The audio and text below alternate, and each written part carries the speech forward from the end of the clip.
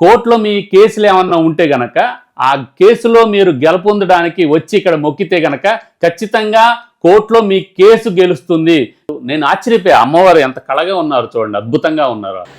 మీ case కోర్టుల్లో గెలవాలంటే మీ వంతు కర్తవ్యం మీరు చేస్తూనే ఈ అమ్మవారికి మొక్కితే గనక తప్పనిసరిగా మీ కేసు గెలుస్తుంది అనే విశ్వాసం భక్తుల్లో ఎంతగానో ఉంది. అలాంటి అమ్మవారి చరిత్ర, అలాంటి అమ్మవారి మహిమలు ఈ వీడియోలో తెలుసుకుంటారు. మీరు గనక గడిబాపనమ్మ అమ్మవారి చరిత్ర గురించి తెలుసుకోవాలంటే ఈ వీడియో కంటే ముందుగా అప్లోడ్ చేసినటువంటి ఒక వీడియో మన కష్టజీవి వ్లాగ్స్ ఛానల్లోనే ఉంది. తప్పనిసరిగా ఆ వీడియో చూశాక ఈ వీడియో చూస్తే మీకు అర్థమవుతుంది. గడిబాపనమ్మ అమ్మా నాన్నతో నేను దేవతనవుతా, నాకు పెళ్ళి వద్దు అని చెప్పిన గడిబాపనమ్మ వారి చరిత్ర మొదటి పార్ట్లో ఉంది. తర్వాత మీ కేసులు కోర్టులో గెలవాలంటే ఏ విధంగా మొక్కాలి అనే విషయాలు ఈ వీడియోలో ఉన్నాయి. మరి ఆలస్యం లేకుండా ఈ వీడియోలోకి వెళ్ళిపోండి. ప్రధాన దేవాలయంలో అమ్మవారు చాలా ప్రశాంతంగా దివ్యమైన కాంతితో ఉంటారు. 1970వ సంవత్సరంలో ఈ దేవాలయాన్ని ఒక రూపంగా నిర్మించారు, అంటే పూర్తి స్థాయిలో నిర్మించడం జరిగింది. 1990 నుంచి ఉగాది సంబరాలు మొదలయ్యాయి. ప్రతి ఏటా ఉగాదికి వారం రోజుల పాటు ఇక్కడ పెద్ద ఎత్తున జాతర జరుగుతుంది. అనేక కళా సాంస్కృతిక ఆధ్యాత్మిక కార్యక్రమాలు, భక్తి కార్యక్రమాలు జరుగుతుంటాయి. ఆ నేపథ్యంలోనే మొన్న ఈ మధ్య జరిగినటువంటి ఉగాది సంరంభాల్లో ఘాట్ రోడ్డుని ప్రయాణించి, అంటే పెద్ద ఎత్తున కొండ ఉంటుంది, ఆ ఘాట్ రోడ్డు మీదుగా ప్రయాణించి మా కళాకారులు వెళ్ళడం జరిగింది. దాంట్లోనే మా కళాకారుడు ఈశ్వర్ నాకు ఆ ప్రతిమ యొక్క, అంటే ఆ ఫోటో, గడిబాపనమ్మ యొక్క ఫోటోని విశేషంగా నాకు ఇవ్వడం జరిగింది. సో ప్రతి ఏడాది ఉగాది సందడి సంబరాలు జరుగుతుంటాయి. దివ్యమైన కాంతితోటి భక్తులకి, ప్రజలకి దర్శనమిస్తారట ఈ గడిబాపనమ్మ అమ్మవారు. అక్కడ జంతు హింస ఆగిపోయిందని చెప్తారు, కానీ ఇంకా జరుగుతూనే ఉంటుంది. అమ్మవారికి కోడినిస్తామనో మేకనిస్తామనో ఈ విధంగా చాలామంది మొక్కులు మొక్కుతారనమాట. చాలామంది భక్తులు తమ కోరికలు తీరిన తర్వాత అక్కడ ప్రత్యేకంగా టెంట్ వేసుకుని, లేదంటే అక్కడ చెట్ల కింద ఉండి ఈ కోడిని మేకని బలి ఇచ్చి అమ్మవారికి ప్రసాదంగా ఇస్తారు. తర్వాత అక్కడ ఇంకోటి ఏంటంటే ఈ లిక్కర్ కూడా భక్తులు సేవించి అమ్మవారికి కూడా ఇచ్చి, అంటే ప్రసాదంగా ఇచ్చి అక్కడ ఈ విధంగా దావత్ అంటాం కదా, దావత్ చేసుకుంటూ ఉంటారు. ఇలా కాని వాళ్ళు అక్కడ తులాభారం అని ఉంటుంది. ఎవరైనా తమ కోరికలు విన్నవించి తర్వాత తీరిన తర్వాత అక్కడ తులాభారం, అక్కడ ఇంత తులాభారం అని తూగితే గనక మేము ఇంత ఇది ఇస్తామో అది ఇస్తామో వాళ్ళు ఎత్తున, అంటే ఏదో ఒకటి వస్తువులో లేకుంటే పదార్థాలు ఏదో విధంగా తులాభారం తూగి ఆ విధంగా చాలామంది మొక్కులు తీర్చుకుంటారు. ఈ విధంగా శని ఆదివారాలు వస్తే గనక అక్కడ భక్తులు కానీ ప్రజలు కానీ విపరీతంగా వస్తారట. మొక్కులు తీర్చుకునే వాళ్ళు కొంతమంది, చాలామంది దర్శనం చేసుకునే వాళ్ళు, వివాహం కాని వాళ్ళు కూడా, వివాహం అవదల్చిన వాళ్ళు. తర్వాత ముఖ్యంగా ఇక్కడ ప్రత్యేకత ఏంటంటే, ఒక ప్రత్యేకత ఉంది ఈ గుడికి. ఎవరైనా కోర్టులో తమ కేసులు గెలవాలంటే ఈ టెంపుల్కి వెళ్ళాలి. ఎవరైనా ధర్మబద్ధమైన కోరికలు కోరితే గనక అమ్మవారు ఖచ్చితంగా తీరుస్తారనేది భక్తుల ప్రగాఢ విశ్వాసం. ప్రత్యేకత ఏంటంటే, కోర్టులో మీ కేసులు ఏమన్నా ఉంటే గనక ఆ కేసులో మీరు గెలుపొందడానికి వచ్చి ఇక్కడ మొక్కితే గనక ఖచ్చితంగా కోర్టులో మీ కేసు గెలుస్తుంది, మీరు గెలుస్తారు అనేది ఇక్కడ ఒక విపరీతమైన విస్తృతమైన భక్తుల్లో ప్రచారంగా ఉన్నటువంటి ఒక అంశం అన్నమాట. అంటే ధర్మబద్ధంగా ఉండాలి ఆ కోరిక అనకూడదు, కానీ ఒక మర్డరో లేకుంటే ఇంకేదో చేసేసి అమ్మా నన్ను కాపాడంటే కాపాడదు. ఆ కోరిక ధర్మబద్ధంగా ఉండాలి. ఏదైనా కానీ, అది కోర్టు కేసు అయినా కానీ, మీ జనరల్ కోరిక అయినా కానీ, అంటే వివాహం కావాలి, లేకుంటే వివాహమైన దంపతులకు పిల్లలు పుట్టాలి, ఆ పిల్లలు ఆరోగ్యంగా ఉండాలి, తర్వాత దాంపత్యంలో ఉన్న కలతలు పోవాలి, తర్వాత మీరు చదువులో బ్రహ్మాండంగా చదవాలి. అంటే చదవకుండా మొక్కడం కాదు, చదువుతూ ఉండాలి, మన కష్టపడుతూ ఉండాలి, గాల్లో దీపం పెట్టకుండా మన ప్రయత్నం చేస్తూ ఉండాలి, అమ్మవారికి అయ్యవారికి మొక్కుతూ ఉండాలి.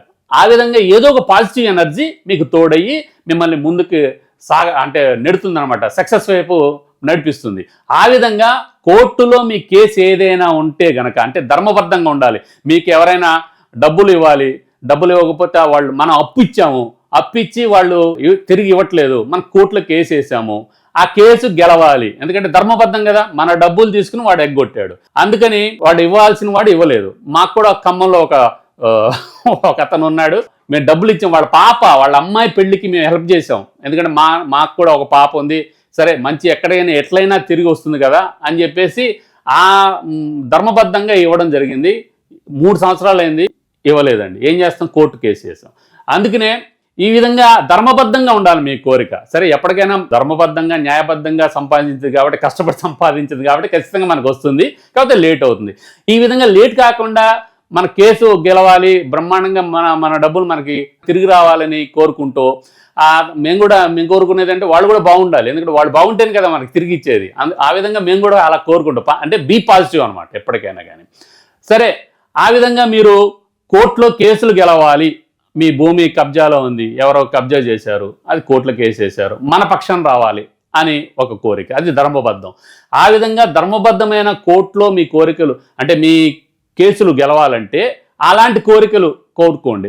ఆ విధంగా కోర్టులో కేసుల్ని గెలిపించే దేవతగా కూడా, అంటే ధర్మబద్ధమైన కేసులు, ఆ విధంగా కూడా ఈ దేవతకి మంచి పేరు ఉందన్నమాట. సరే, ఇలాంటి ఎన్నో విశేషాలు ఉన్నటువంటి ఈ గడి బాపనమ్మ దేవత మీరు దర్శించండి తప్పనిసరిగా. ఈ నేపథ్యంలో ఇలా ఎంతో మంది భక్తులకి కోరికలు తీర్చే కల్పవల్లిగా గడి బాపనమ్మ వారు దర్శనమిస్తున్నారు. యాదృచ్ఛికంగా నాకు ఈ పట్టం రావడం, అమ్మవారి పట్టం రావడం, ఈశ్వర్ భయ్య, మరోసారి ఈశ్వర్ భయ్యకి ధన్యవాదాలు.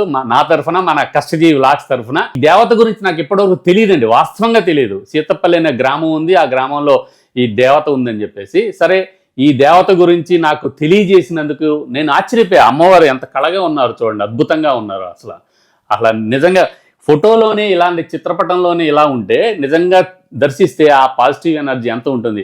నేను అందుకనే స్పందించి ఈ విధంగా మన ప్రేక్షకులకి తెలియజేయాలి, మన వీక్షకులకి తెలియజేయాలనే ఉద్దేశంతో ఈ వీడియో చేయడం జరుగుతుంది.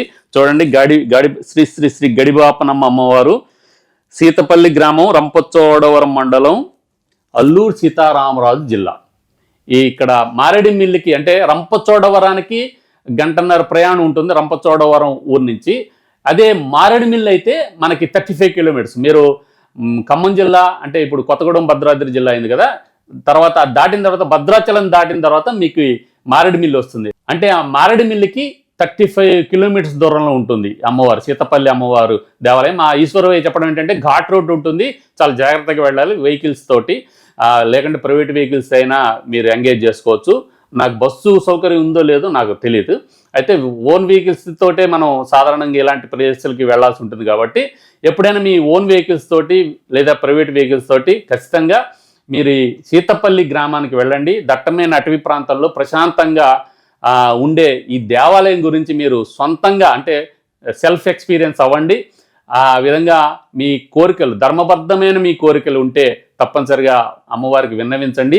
ఈ అమ్మవారి టెంపుల్ ఈ పక్కనే ఇక్కడ ఈ రైట్ సైడ్ ఉంటుంది. మీకు ఇది గర్భగుడిలో ఉంటే మీరు చూస్తే కనుక గర్భగుడిలోనే రైట్ సైడ్ అమ్మవారు నిజంగా స్వయంభూగా వెలిసిన అమ్మవారి విగ్రహం, చిన్న విగ్రహం ఉంటుంది. నేను కొన్ని ఫొటోస్లో చూడడం జరిగింది. అదేవిధంగా వినాయకుడు ఉంటారు, తర్వాత రాధాకృష్ణుల విగ్రహాలు కూడా ఉంటాయి. వాటినన్నిటిని మీరు చూడండి. ఈసారి మీరు తప్పనిసరిగా మారేడుమిల్లి వైపు వెళ్ళినప్పుడు తప్పనిసరిగా సీతపల్లి గ్రామానికి వెళ్ళండి. మీకు గూగుల్లో ఎంత డిస్టెన్స్, ఏ విధంగా వెళ్తే మీకు డైరెక్షన్స్ కూడా ఉంటాయి. నేను కూడా పర్సనల్గా వెళ్ళినప్పుడు ఖచ్చితంగా ఆ గ్రామానికి, దేవాలయానికి ఎలా వెళ్ళాలో చెప్తాను. మరొక ఇంట్రెస్టింగ్ వీడియోతోటి మళ్ళీ కలుద్దాం.